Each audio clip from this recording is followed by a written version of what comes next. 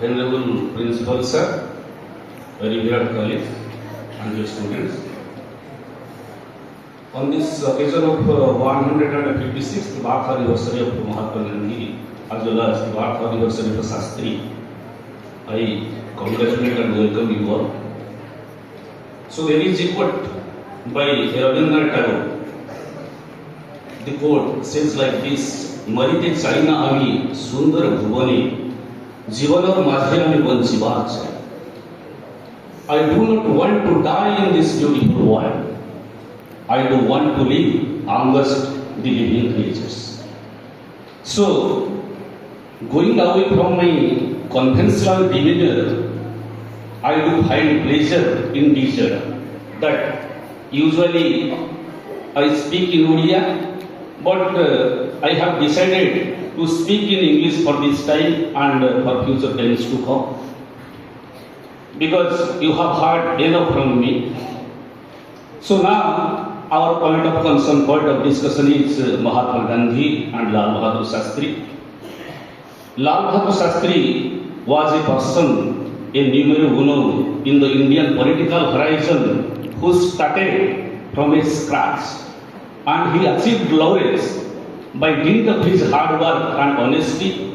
If I am not mistaken, he was the number one honest Prime Minister in India has ever seen. I expect all the students should listen attentively. In the Roman Senate, once Julius Caesar addressed his colleagues, "Friends, Romans and countrymen, lend me your ears." In the play of Julius Caesar by William Shakespeare. "Friends, Romans and countrymen, lend me your ears." I just want to change the wording. Students, Indians and my countrymen, please lend me your ears. In Odia, I should translate it. Pilamane, tomamanakara kannaku mate kichi samay pai dhar diyo. That means I wanted all of you should listen attentively till I end my speech, till I conclude my speech. So, there is a quote by the blind poet John Milton. "The lives of great men taught us that we should make our lives sublime." The lives of great men taught us that we should make our lives sublime, departing the world, keeping the footprints on the sand of time. Likely, Gandhi was such an enigma to which a few people could understand. He is the father of the nation. He is the protagonist. He was the thespian who started the freedom struggle of India and successfully concluded. Unlike in the precedents of history where all the freedom struggles were fought with violence, but Mahatma Gandhi was such a personality who achieved the independence without shedding blood. It was a glorious revolution. There is a saying in Hindi, there is a lyric in Hindi, "De di hame azadi, bina khadag bina dhal." You have given us independence without sword or armor. Sabarmati ke sant tune kar diya kabal. Oh, the saint of Sabarmati, you have made magic. So, the enigma of Gandhi is understood by very few. Really, students, the evaluation of a personality could only be done when he dies. As long as you have hair, you could not understand what is the value of hair. Go and ask a bald person. Go and ask a person who does not have any hair. He will tell. मिल गए तो कमाल है, ना मिले तो जिंदगी भर की मलाल है. हम बाल है, सबसे बड़ा खोकाल है, खोपड़ी की खाल है. The hair is speaking like this. So go and ask a toothless person what is the value of teeth. He will tell you a story that would be a sadistic story that I do not have to. Now I am unable to chew chicken, mutton, etc., etc. Like this, Gandhi is not here, but long live Gandhi. I have told you that a person's true evaluation could be made after he dies. So, from the death we should analyze how was Gandhi. So now I am going to recount this story about Gandhi, how Gandhi faced his death and what was the reaction of the world at large in his death. Please listen carefully. The day was 30th January 1948. The time was 4:30 p.m. Gandhi had a serious discussion with Sardar Vallabhbhai Patel, who was then the Deputy Prime Minister of India as well as the Home Minister of India in the Nehruvian cabinet. Sardar Patel was anguished over Nehru and he wanted to tender his resignation from the Nehruvian cabinet. For that reason only, Mahatma Gandhi invited Vallabhbhai Patel to Birla Ashram, where there was a serious discussion and Mahatma Gandhi cajoled. Mahatma Gandhi persuaded Sardar Patel not to put forth his resignation because he wanted that his two trusted disciples should go hand by hand so that the independent India would see development. The clock struck 5:10 p.m. It was late because usually Mahatma Gandhi attended the evening prayer at 5 p.m. Since he was late, Monu and Abha, his two granddaughters-in-law, they were perplexed. They wanted that Mahatma Gandhi should not be late for the evening assembly.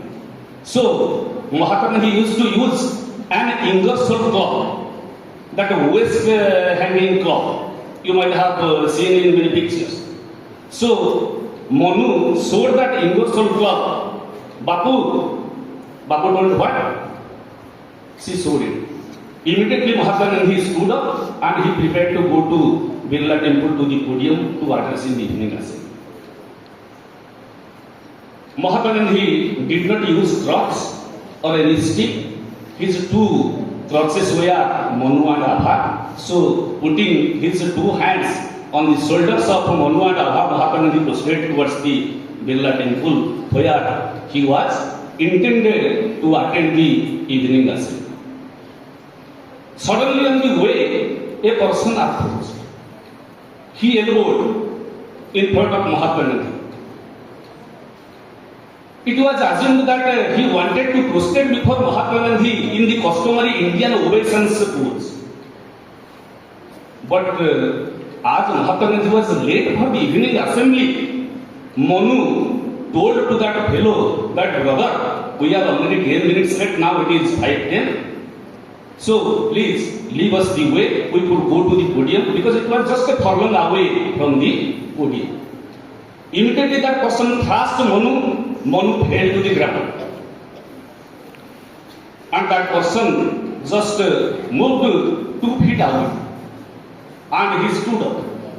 From one small automatic pistol, he fired 3 shots. Please maintain silence. At that time, Mahatma Gandhi was in touch palm position. And his right leg was on the moving position like this. As the first bullet struck out through the body of Mahatma Gandhi, the right foot descended to the ground, but Mahatma Gandhi stood firmly on the ground. The hands were in touch palm position. The second bullet was banged down.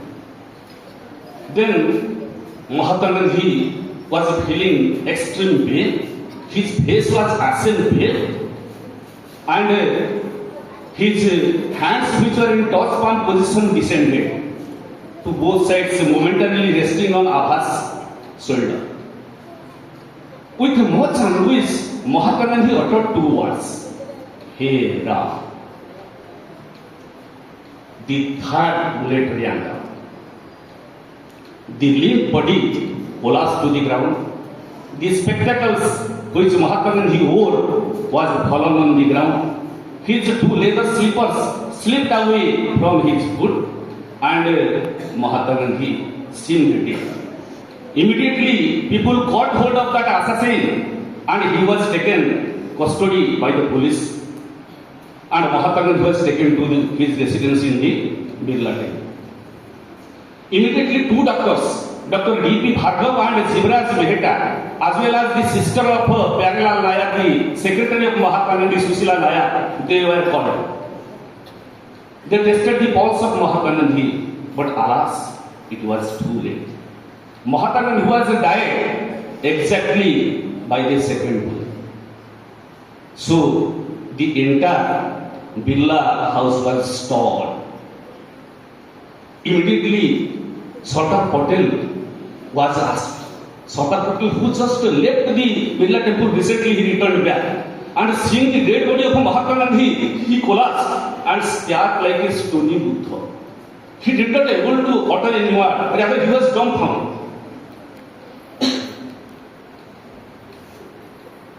Information was given to Pandit Jawaharlal Nehru. Jawaharlal Nehru came back. Seeing the corpse of Mahatma Gandhi, he burst into tears. He cried like a child. He put forth his face in the blood-stained loin white cloth of Mahatma Gandhi. Then the then Viceroy of India, Lord Louis Mountbatten, was also summoned. He came. Under the aegis of Mountbatten, by the coaxing of Mountbatten, Jawaharlal Nehru went to address All India Radio without any preparation. That is called as impromptu speech, extempore speech, which is given without any preparation. Jawaharlal Nehru went to All India Radio and his first few sentences were like this. Brothers and sisters of India, the light has gone out. The light has gone out from our lives and there is total darkness. Our beloved leader, Bapu, whom we called so, the father of the nation, is no more. A fanatic madman Hindu had taken his life. I said the light has gone out, yet I was wrong. I told the light has gone out, yet I was wrong, because that light was not an ordinary light. In the forthcoming 1000 years, I predict that light will be shown around the world will see it, and it will give solace to innumerable depressed and dejected hearts. Am I understood?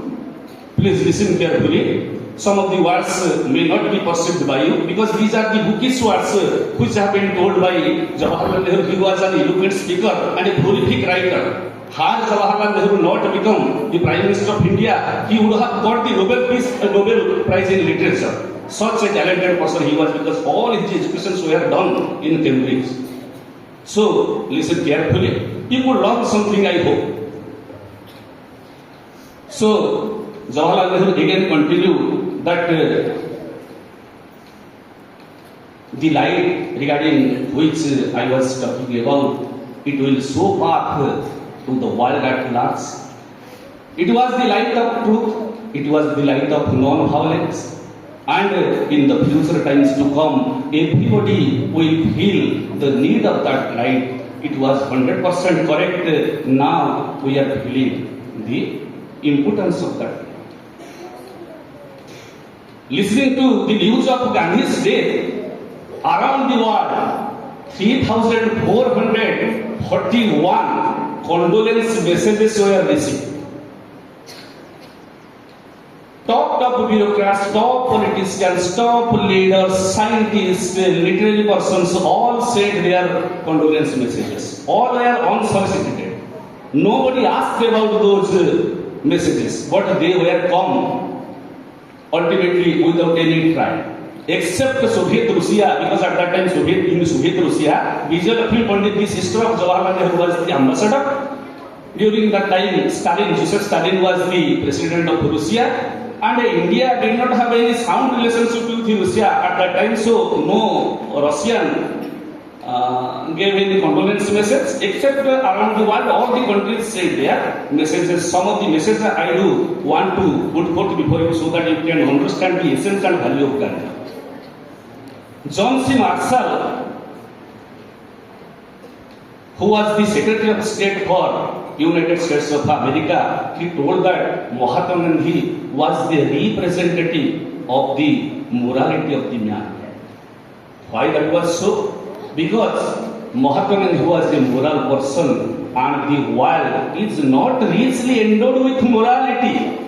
Rather, it faced impoverishment with the bullet shots of the assassin. So, Mahatma Gandhi was acclaimed as the person who was representing the morality of the world. Then, from Princeton University, Professor Albert Einstein told that Mahatma Gandhi has demonstrated that a large political following cannot be garnered only by political maneuver and tricks, but by cogent example of morality. And in our world of moral decadence, Mahatma Gandhi stood like a towering personality whose personality will effectuate in the future times to come. Generations to come would scarce believe that such a one like Mahatma Gandhi had been working on this earth in flesh and blood. Just I do want to give you the Oriya translation. भविष्यतर जनसाधारण यह विश्वास करने असमर्थ हेबे जे महात्मा गांधी को बढ़िया जड़े महापुरुष ए धराधाम रक्त मांसर देह धरी विचरण करुथिले. Such were the high words put forth by the person of the century, Albert Einstein, who got Nobel Prize, all of you. Justice Felix Frankfurter, the Chief Justice of American Supreme Court, he told that Mahatma Gandhi was the epitome of goodness around the world. One socialist leader of France, his name was Leon Blum. He put forth on paper what millions agreed.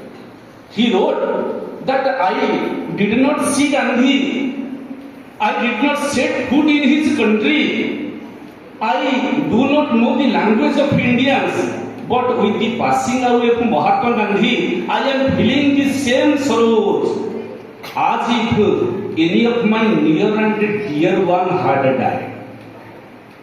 Means where is France, where India, you imagine. But that person felt that my near and dear had died. Sir Stafford Cripps, the cabinet minister of Otley government, he told that Mahatma Gandhi has proved powerfully the superiority of a spiritual force over the material force. So, all over the world, condolence messages were pouring in. Mahatma Gandhi was not the president of India. He was not the prime minister of India. He was not any diplomat. He was not a rich man. But only one thing he had, that was his two potent, powerful weapons. One was ahimsa and another was satya, non-violence and truth. Mahatma Gandhi's life was not only the struggle against the colonial regime, rather it was a tapestry which was woven with non-violence, truth, fellow feeling and compassion for all the sentient beings, all the human beings. He told that if we go by the principle of one eye for another eye for an eye would make the whole world blind. आखि पे जदि आमे आखि नवा प्रतिशोध परायण हवा, then the world will become blind.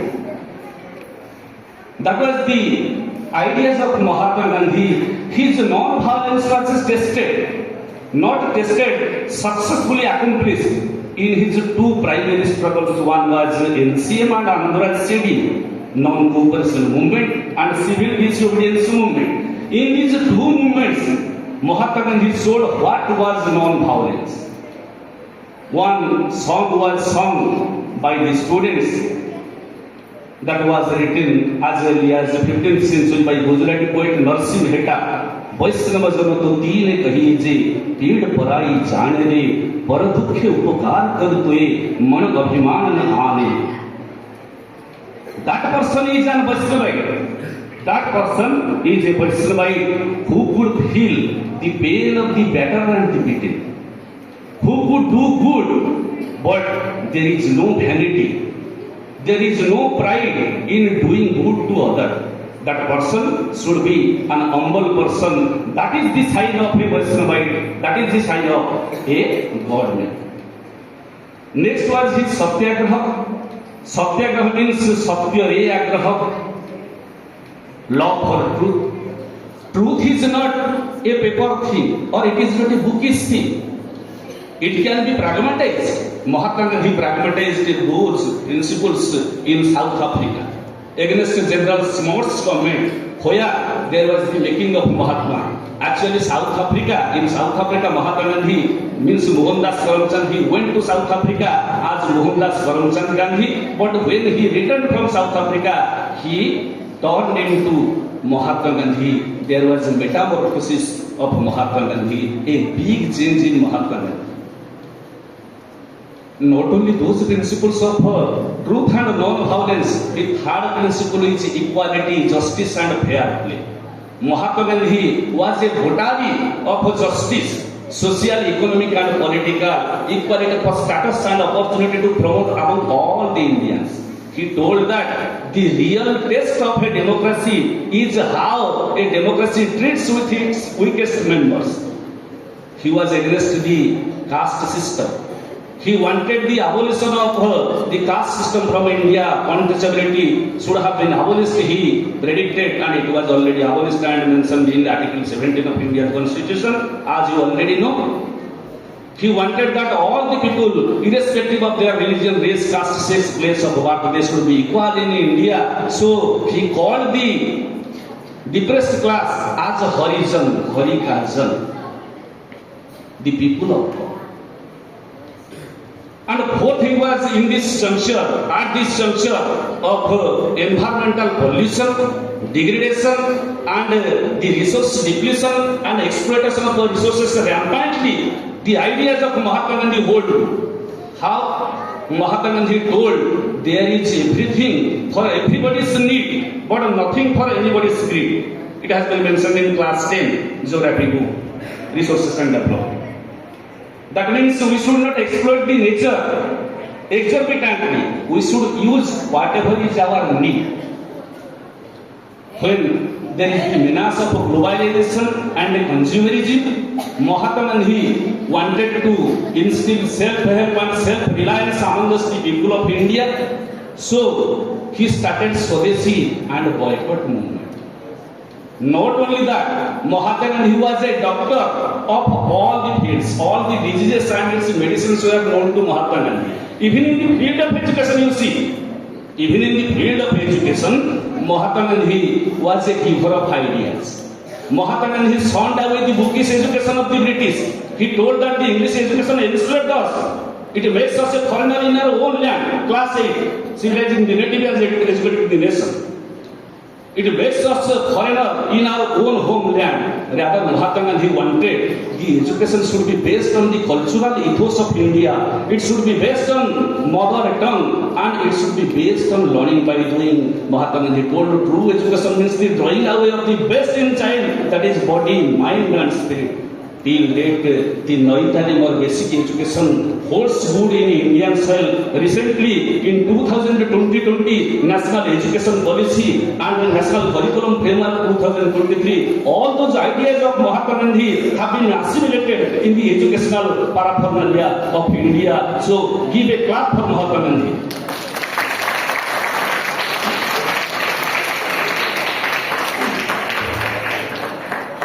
Dear students, Mahatma Gandhi once told to Afghan Munu, if I am a real Vaishnavite, Jodi mu jane prakrutere Vaishnava, then at the point of my death, I should not have any ill will against my assassin. More hatyakari viruddhare more kebe hele manare ghuna jata habani, and there should be the chanting of my primary god Rama in my mouth. Actually, Mahatma Gandhi proved that. Now the question comes to who is Rama? That question, just I want to be a little bit deviated from my normal course of action, but I wanted to tell you the eternal education because Mahatma Gandhi was believing in eternity, not the temporary and momentary things. Once this very question, who is Rama, was asked by a sage called Bharadwaj. Bharadwaj asked sage Jagyambal, hermit Jagyambal, in those words coupled by Tulasidas.